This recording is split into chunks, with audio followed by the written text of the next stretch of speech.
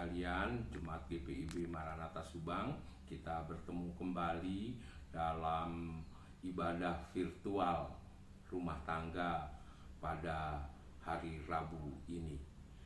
Bacaan kita pada Rabu malam ini yaitu dari Kejadian 12 ayat 10 sampai dengan ayat yang ke-20. Sebelum kita membaca, mari kita bersatu dalam doa. Kita berdoa. Bapa di sorga, puji dan syukur kami naikkan ke hadirat-Mu, karena dalam situasi yang seperti ini, situasi yang bagaimanapun, kami tetap harus mendengarkan firman-Mu. Dan pada malam hari ini, kami akan membaca dan merenungkan firman-Mu, Tuhan. Urapi kami masing-masing dengan Roh Kudus-Mu, untuk kami dapat memahami firman yang kami baca. Bersabdalah Tuhan, kami sudah siap untuk mendengarnya. Di dalam nama Yesus kami berdoa. Amin. Saya akan membacakan untuk kita semua Kejadian 12 ayat 10, mulai dari ayat 10. Lembaga Alkitab memberikan judul Abram di Mesir. Ketika kelaparan timbul di negeri itu, pergilah Abram ke Mesir untuk tinggal di situ sebagai orang asing, sebab hebat kelaparan di negeri itu. Pada waktu ia akan masuk ke Mesir, berkatalah ia kepada Sarai, istrinya, "Memang aku tahu bahwa engkau adalah seorang perempuan yang cantik parasnya. Apabila orang Mesir melihat engkau, mereka akan berkata, 'Itu istrinya.' Jadi mereka akan membunuh aku dan membiarkan engkau hidup. Katakanlah bahwa engkau adikku, supaya aku diperlakukan mereka dengan baik karena engkau, dan aku dibiarkan hidup oleh sebab engkau." Sesudah Abram masuk ke Mesir, orang Mesir itu melihat bahwa perempuan itu sangat cantik. Dan ketika punggawa-punggawa Firaun melihat Sarai, mereka memuji-mujinya di hadapan Firaun, sehingga perempuan itu dibawa ke istananya. Firaun menyambut Abraham dengan baik-baik, karena ia mengingini perempuan itu, dan Abram mendapat kambing domba, lembu sapi, keledai jantan, budak laki-laki dan perempuan, keledai betina dan unta. Tetapi Tuhan menimpakan tulah yang hebat kepada Firaun, demikian juga kepada seisi istananya, karena Sarai istri Abram itu. Lalu Firaun memanggil Abraham serta berkata, "Apakah yang kau perbuat ini terhadap aku? Mengapa tidak kau beritahukan bahwa ia istrimu? Mengapa engkau katakan dia adikmu, sehingga aku mengambilnya menjadi istriku? Sekarang inilah istrimu, ambillah dan pergilah." Lalu Firaun memerintahkan beberapa orang untuk mengantarkan Abram pergi bersama-sama dengan istrinya dan segala kepunyaannya. Sampai di sini pembacaan firman Tuhan yang berbahagia kita yang mendengar dan memberlakukan firman itu dalam kehidupan kita hari lepas hari. Terpujilah Kristus. Haleluya. Ibu bapak yang dikasihi Tuhan Yesus Kristus, kalau kita membaca firman itu dengan seksama, mulai dari ayat pasal sebelumnya, bahwa setelah Abram dipanggil Allah untuk pergi ke suatu tempat, dan Abram pergi ke tempat yang ditunjukkan oleh Allah, yaitu tanah Kanaan. Dan di tanah Kanaan itu terjadi kelaparan yang begitu hebat. Nah, jadi Abraham mengungsi ke Mesir atau pindah ke Mesir mencari makanan. Memang Bapak Ibu tetap taat dan berharap pada janji Tuhan itu tidak mudah. Apalagi di saat susah. Saat itu Kanaan dilanda kelaparan. Sementara mereka yang tinggal di Mesir memiliki suplai makanan yang banyak. Jadi akhirnya Abram pindah juga ke Mesir. Di sini masalah lagi akan timbul. Karena Sarai istri Abraham begitu cantiknya. Dan pasti akan jadi permasalahan. Di Mesir, pada saat itu, berzina itu lebih bahaya. Karena itu, kalau ingin mengambil istrinya, dibunuh suaminya. Maka diambil istrinya. Karena itu nggak berzina, karena sudah mati suaminya. Nah, itu yang ditakutkan Abraham saat itu. Hingga Abraham mengatakan pada Sarai, engkau mengaku sebagai adikku. Ya, memang Sarai masih keluarga dari Abraham. Ya, keponakannya Sarai itu, keponakan dari Terah. Ibu bapak yang dikasih Tuhan Yesus Kristus, karena takut dibunuh, Abraham meminta Sarai mengatakan separuh kebenaran dari pengakuannya itu.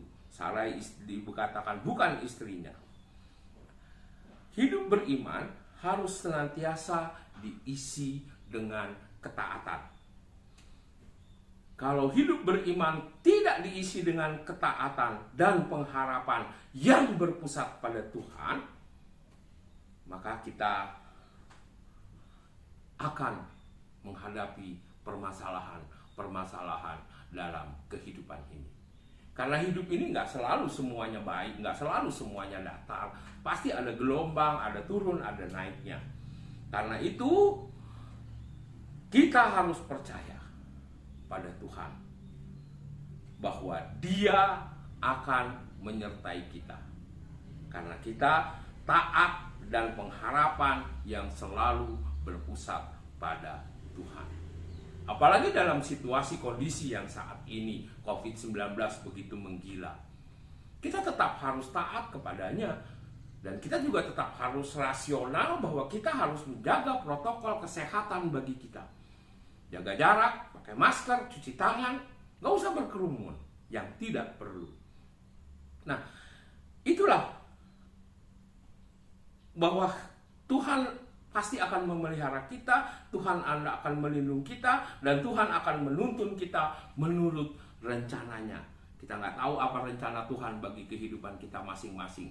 Untuk kita bisa tahu, kita makin dekat dengan Dia. Dengan ketaatan dan dekat kepadanya, pasti kita akan tahu apa tujuan Tuhan hidup bersama dengan kita. Ibu bapak yang dikasihi Tuhan Yesus Kristus, hanya dengan mengandalkan Dia, hanya dengan mengandalkan Tuhan, bahwa Dia pasti akan memenuhi segala janji-janjinya untuk kita.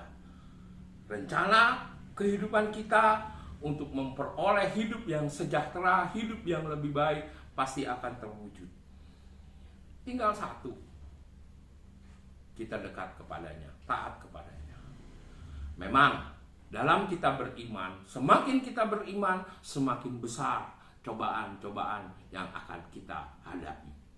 Tapi bersama dengan Dia, yakin dan percaya, kita akan diberkatinya. Kita akan diberikan jalan keluar. Sesulit apapun kehidupan kita, sesulit apapun keadaan kita, jalan keluar itu Tuhan pasti berikan. Karena mari Bapak Ibu, jangan kita berspekulasi. Jangan andalkan diri kita. Iman kita pasti akan selalu diuji. Tapi kalau kita tetap taat kepadanya, maka kita akan bisa melewati semuanya itu. Abraham yang begitu besar juga tetap diuji. Apalagi kita. Mari makin dekat dengan Dia, maka kita akan bisa melewati semuanya ini. Tuhan berkati kita. Amin.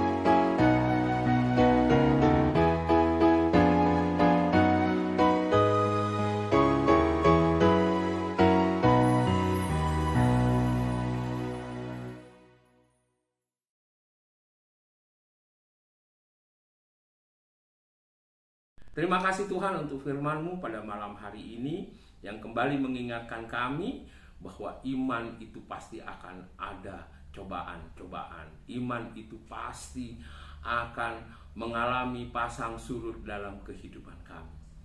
Tapi ketika kami hidup taat kepadamu, tidak berspekulasi, maka Engkau akan memberkati kami. Karena itu Tuhan, ajarkan kami untuk terus selalu dekat kepadamu, agar iman, percaya, pengharapan kami kepadamu tidak pernah putus. Terima kasih Tuhan. Kami berdoa untuk pemerintah bangsa negara kami yang dalam saat ini menghadapi COVID-19 ini. Berkati para pemimpin kami dalam menanggulangi semuanya ini. Berkati para medis kami. Berkati TNI Polri kami. Berkati semua gugus tugas yang menghadapi semuanya ini. Dan juga Tuhan, Engkau memberikan kekuatan bagi kami untuk kami tetap menjaga protokol kesehatan secara ketat. Terima kasih Tuhan. Demikian juga untuk gerejamu di GPIB Maranatha Subang ini dengan segala program kegiatannya. Berkati Tuhan kegiatan-kegiatan yang ada di GPIB Maranatha Subang. Biarlah melalui kami yang ada di Subang ini, nama-Mu dipuji, dimuliakan. Berkati pendeta kami, berkati presbiter, majelis beserta keluarga. Kami berdoa untuk orang-orang yang sakit saat ini Tuhan, dimanapun mereka berada. Berikan kekuatan kepada mereka, berikan kesembuhan kepada mereka, dengan Engkau memberkati obat dan perawatan yang diberikan. Bapa di sorga, pemerintah kota Subang kami serahkan ke dalam tangan-Mu dalam menghadapi kondisi COVID yang saat ini terjadi. Berkati mereka Tuhan, biar mereka selalu dapat melaksanakan protokol kesehatan ini seturut dengan kehendak-Mu. Terima kasih Tuhan, terima kasih. Inilah seru doa kami yang kami naikkan hanya dalam nama Tuhan Yesus Kristus yang sudah mengajar kami berdoa. Bapa kami yang di sorga, kuduskanlah nama-Mu, datanglah kerajaan-Mu, jadilah kehendak-Mu di bumi seperti di sorga. Berikan kami pada hari ini makanan kami yang secukupnya. Ampunilah kami akan kesalahan kami, seperti kami juga mengampuni orang yang bersalah kepada kami. Jangan bawa kami ke dalam pencobaan, tapi lepaskanlah kami daripada yang jahat. Karena Engkau yang punya kerajaan dan kuasa dan kemuliaan sampai selama-lamanya. Amin.